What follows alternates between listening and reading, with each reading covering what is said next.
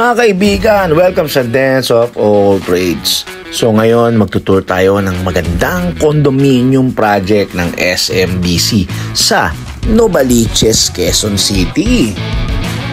Ready for occupancy to, kaya mamimili ka lang sa dalawa, Hill Residences o Vine Residences. So samahan nyo ako ngayon.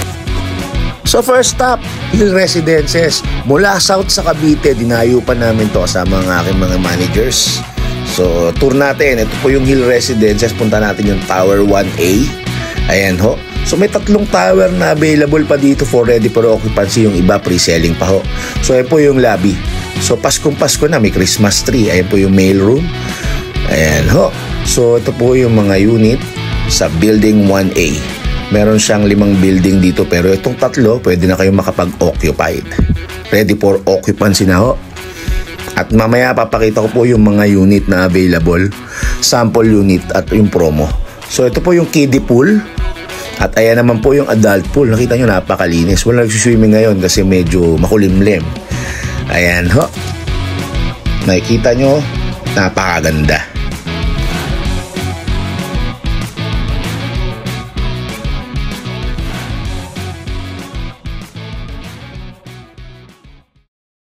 Mga kaibigan, welcome sa Dance of All Trades. So, this is Dennis Bustamante, Associate Sales Director ng SMBC. So, nandito tayo sa Hill Residences along Novaliches, Quezon City. RF po.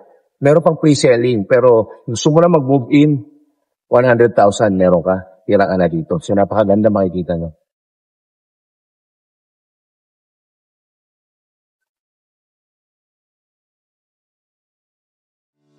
Samahan nyo ako, tour ko kayo sa Flexi Suite unit dito na fully furnished promo ngayong September 2025 onwards.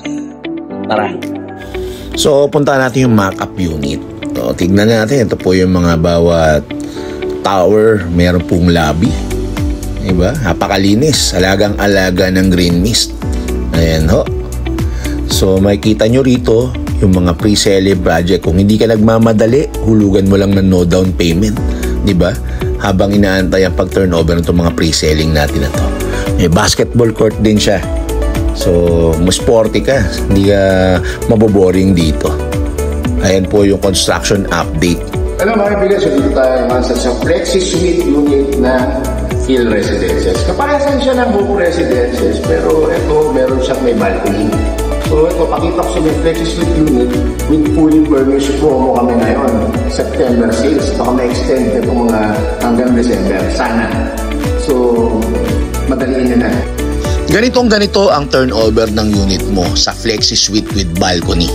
Ayan po yung itsura. Tignan nyo yung balcony. Diba? Ang gandang tambayan. Diba? Medyo maluwag yung area. At may magandang bintana na malaki din sa kabila. Kitang-kita mo yung view mo. At ito yung promo namin, fully furnished. Pag kumuha ka ngayon, 5% down payment, sa'yo na po lahat ng gamit na nakikita nyo. Titira ka na lang. So, gusto mo ng idea ng interior, tignan nyo tong video na to. Ayan. Flexi Suite model unit. Ayan po, walang balcony yan. Pero, difference lang naman dyan sa may balcony at wala. Same ng Hope Residences.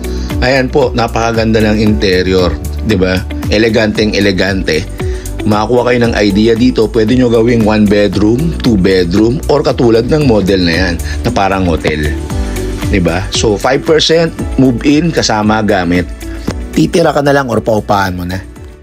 So next project natin are po tabi ng SM Novaliches, 'di ba? Advantage mo yan, prime location, Vine Residences, frontage pa lang, panalo na.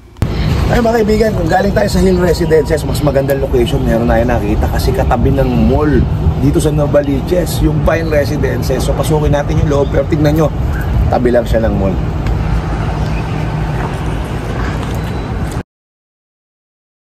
Samahan nyo ako, pasukin natin ang Vine Residences.